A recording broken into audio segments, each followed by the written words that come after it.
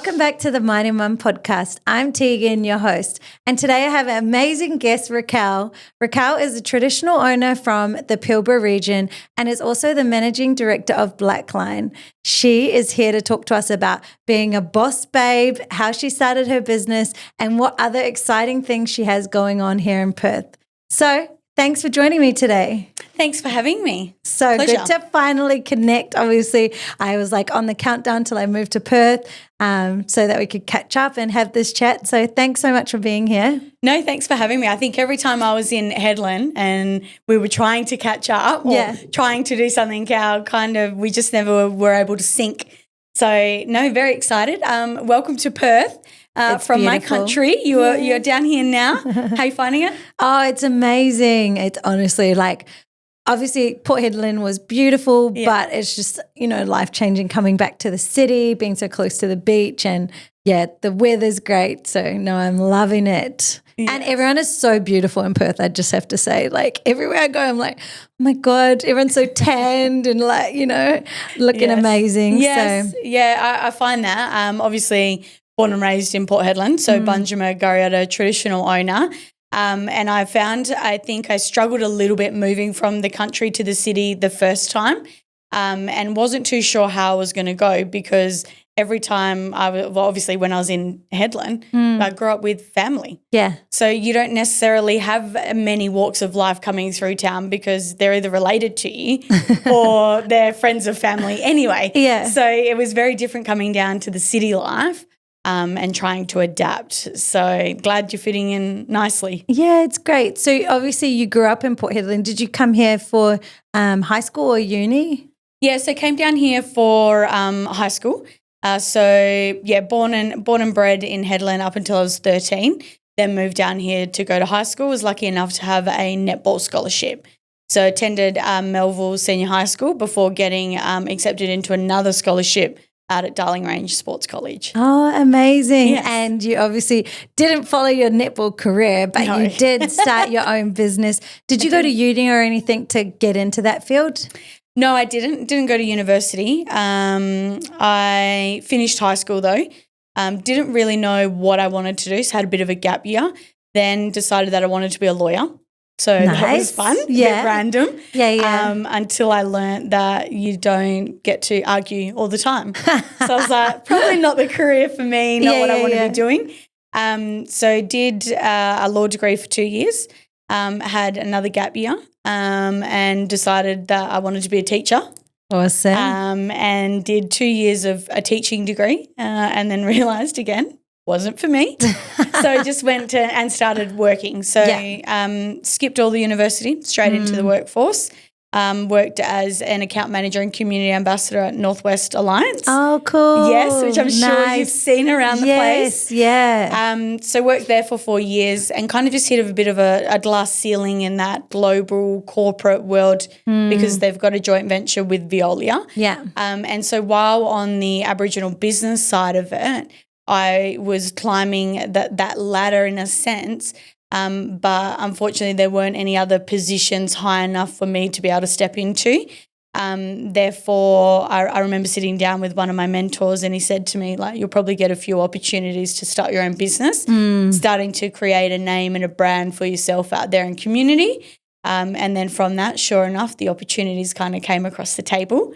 And that's when I went into my first business venture. Oh, so good. And so it was around signage and branding. Did you have a background in graphic design or you just have the eye? No, completely green. Yeah. I guess I'm very particular in the way I want things to look. And I just, I guess wanted everyone to feel as good about their brand or image as I did when I created my first business, Sister Girl Sign and Print.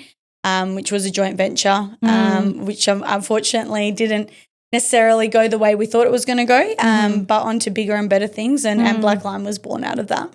Amazing. I love how you pivoted, from doing the joint venture, but even back to law, teaching, you really have kind of found yourself to where you are now in your own business as a boss lady. And so, talk us through Blakline and what the concept is behind Blakline and how you came up with the name.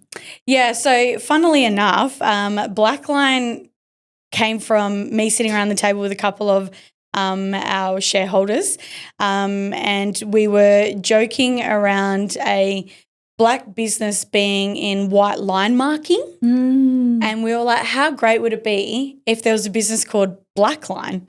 And I guess we kind of were like, well, we can't just have Blakline. It's a bit broad. Like maybe we should just have something else to it at the moment. So we came up with Blakline Industries because we also weren't too sure if we just wanted to stay in signage and print, given, where we were with the Sister Girls story, what that looked like. And then going into Blakline, we were like, do we still want to be there? Or do we want to be a bit broader in the service offering? So we chose industries, and from there, Blakline Industries was born. Exciting. And so what do you specialise in now? So Blakline Industries is a fully integrated print management business.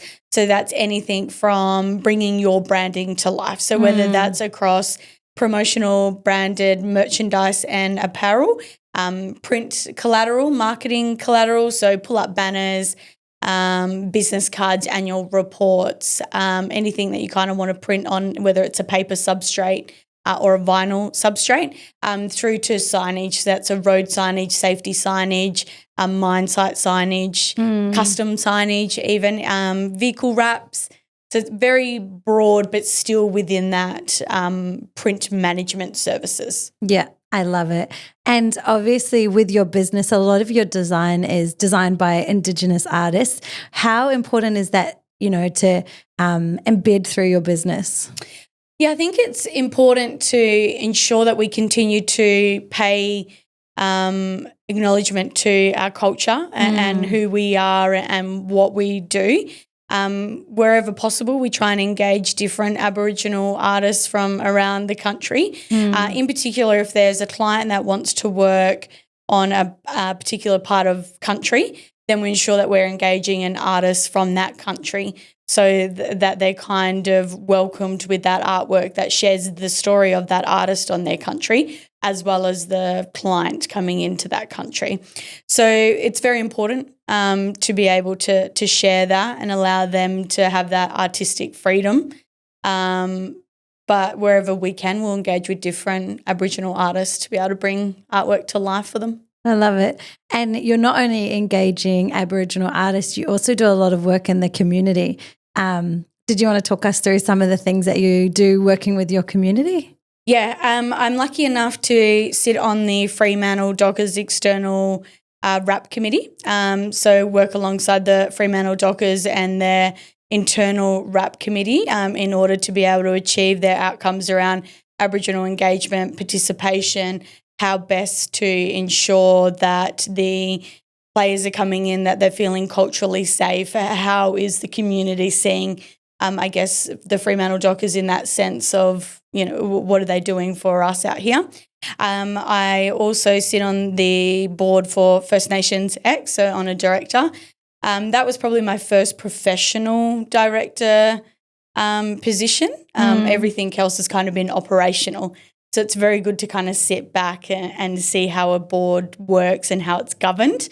And then I guess other things that I've stepped into is being a moderator and a facilitator for certain events. So whether that's up there on country or down here in Perth, been lucky enough to do some of that stuff too. So giving back to community where I can in the capacity that allows me to do it now. So while we're not necessarily in a position to be putting money towards a lot of these, I have time. And so where I can, I'll try and invest my time into those programs, communities, boards, etc. I love it. Yes. So inspiring. So you're a young Aboriginal business owner. You're super inspiring. You're a mentor. You work as an advocate in your community. What do you want to be remembered for? I think I want to be remembered for always having the energy to try, to give anything a go and to be able to support other women or men that kind of want to be coming along in those footsteps. So whether that's up there in Port Hedland on country, whether that's down here in Perth, whether that's national or in my First Nations X role, it's a global capacity. So I guess bringing that energy and allowing people to know that they can do it too and continuing to give people an opportunity. I think that's where I think I was misunderstood in a lot of it when I just wanted a bit of opportunity. Yeah. And just being there for them to ensure that they achieve their goals too. Yeah. I have this quote that rings in my head from Shanna, and it's always, if you can see it, you can be it. Yeah. And absolutely. I love that. Yeah. Yeah. And, great woman as well, mentioning Shanna. It's those kinds of people that inspire me to continue to do what I'm doing, and the capacity in which I'm doing it is okay. I'm lucky enough to be surrounded by great family, exceptional friends, mentors in different industries as well. So not necessarily just keeping mentors in the one industry, but being broad in having mentors so that they can continue to value add across your business, but then also personally. Like yourself, for instance, having a podcast. Like, how cool would it be if I had a podcast one day? You should. We need to get it up and running. I'll help you with some tips. Yeah, absolutely. I love it. It's amazing, and it's about inspiring people in different ways, and not just being, your typical CEO or influencer as such. But how do you grassroots mentor, influence people to be the best versions of themselves? Yeah, I love it. Yeah. And, you, as I mentioned, young, when you first started your first business, young business owner, did you face any challenges? Yeah. Age is definitely one of them. I mean, this one probably sounds like we're flogging a dead horse, I think, as they say, but being a woman is also is different. Being an Aboriginal woman is also challenges. People not necessarily paying you the same attention as they would if you were sitting around a boardroom and I was a male. Yeah. So it's just continuing to challenge that status quo, ensuring that I know what I'm doing and I'm comfortable with who I am and what I'm presenting here.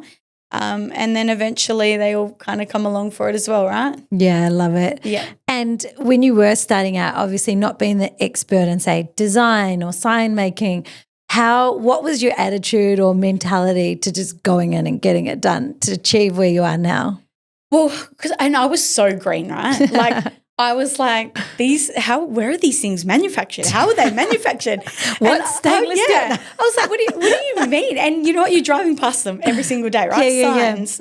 Or you're reading the newspaper or it's just something, right? You see it. And I was so green, and I just threw myself into it in terms of like I was learning a lot about the industry, but where I was kind of winning people over was with my energy, relationships, being personable. Yeah. People wanted to hang around Raquel. People wanted to see Raquel. People wanted to know what she was doing and where she was going. And it also was a bit of a learning curve too, because I was probably a bit cocky in the sense of, well, why aren't you? Why aren't you engaging with me? Or I'm a traditional owner, you should. And then kind of pulling it back and being more confident in who I am in the product that I'm selling and then the quality and the service that we'll then provide, and how do you bring that to the forefront. Yeah. So probably pay a lot of that to my general manager that we have in Blakline now and other people again as my mentors. I think we underestimate how valuable mentors can be in your business life. Yeah. Yeah. Yeah, I was just going to say, you've mentioned mentors a few times. Have you had any ones that have been super pivotal to your career so far? Yeah, definitely. I mean, other than my family, right? Your family are always going to be there to support you, and your friends too. But probably Blaze from Northwest Alliance, just huge on my career. Great soundboard. I feel like sometimes I'm going in with a lot of crazy ideas. Yeah. And then I'm walking away going, they weren't that crazy. Like you have to think outside the box to be progressive though and keep up. Yeah. So Blaze definitely. Awesome. And then I've got other mentors within that capacity as well. And I'm so grateful and appreciative for all of them. And they're all unique in what they bring to me. That's good. So if there's any advice for people that, looking for mentors, find ones that are in different industries to what you're in because it allows you, like you said, to think outside the box.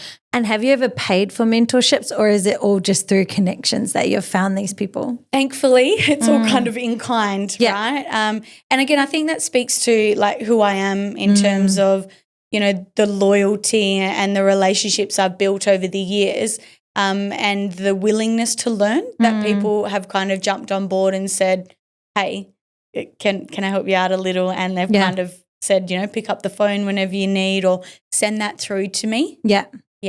It's so not really paid. Each to their own as well, though. Some people do want to pay for that mentorship. People do want to pay for business coaching. I heavily rely on friends, family, and my mentors in their businesses. To go, well, what are you doing that might work for me, or what am I doing that might work for you? Exactly. Sharing the knowledge and having that, you know, like trust circle in a sense. Yeah. Isn't it weird though? We're so afraid to share knowledge to each other. But if we Googled it, we'd get the same answer. Yeah, exactly. Go figure. It's better that you can learn off people that you trust and connect with. Yeah, and imagine having an idea that you can sit there and talk between the two of us. And then no one else is going to go and then share that with the hundreds of millions of people online. Like to me, that sounds pretty good. That if we could sit here and talk confidentially about an idea or how we can better improve our businesses or our livelihood. Versus going and Googling it, getting the same answer, and everyone does it. Yeah, exactly. And that's why I like, to have a range of friends, because when I have crazy ideas too, I call someone or I call a couple of people to get perception, because I would rather them critique me than put it out on the internet and be critiqued by strangers, right? Yeah, so, exactly. Yeah. Exactly. Hi, me again. I'm Tegan, the host of the Mining Mum podcast and also the founder and director of Talent Mining and Minerals. We specialize in recruitment, labor hire, and also talent management in the mining, resources, and construction industries. So if you're looking for new talent, or you are talent and you're looking for your next opportunity, reach out to us on hello@talentminingandminerals.com. We would love to work with you. We talked about your family and being traditional owners from the Pilbara. What was it like growing up on a country that you're essentially a traditional owner of?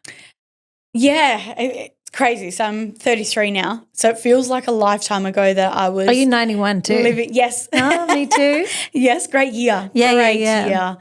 It was great. I was lucky enough. My dad worked in mining, so we had mining houses. So it allowed the freedom for our parents to take us on holidays. We spent a bit of time in the city because my grandparents were down here. But up on country, especially during wet season, going out to Turner River, Yule River, fishing, did a bit of fishing in Dad's boat, and we had a biscuit back then. I think they call them donuts now or tubing. But we called it a biscuit. So we would do that, spend a lot of time with family, friends. My parents played sport, so we would attend lots of sporting events for our parents. And again, all our cousins and friends who were down there. It was very, very like communal in the sense of what it is back then compared to what it is now. So it's very different. It makes me appreciate how great Port Hedland was before it is now. I'm like, do we want to dive deep? No, we won't. No, we can. Absolutely. Why not? Let's get the mayor on here next. So do you mean like when you say it's a bit different, is it more commercialised to what it was back then? Yeah, I think it's commercialised, definitely. I think the FIFO aspect of mining has changed the town. I know a lot of people appreciate that flexibility of being able to live in the city and work up there. But it took away from the people that did want to live up there, and the experiences that I had, whether it was we had, I think there was at one point maybe 6 to 8 baseball teams when my dad played versus the same 4, if not 3 that they've got now. So that was different. With the football, my dad played footy. I think it was similar. You kind of travelled around all the towns in the Pilbara, right? But it was the same team all the time because everyone was residential, everyone was the same. My mum played hockey, for instance. So out at the JD, there used to be hockey fields. Oh, cool. Yeah. And so, my mum was trying to put in minky hockey, which is for juniors. So it was such a community vibe, which I'm sure it's still there now. It's just very different to how I experienced it as a young kid. So, you've got a lot going on. You're a managing director of your own company. You sit on a couple of boards. What are you most excited about this year?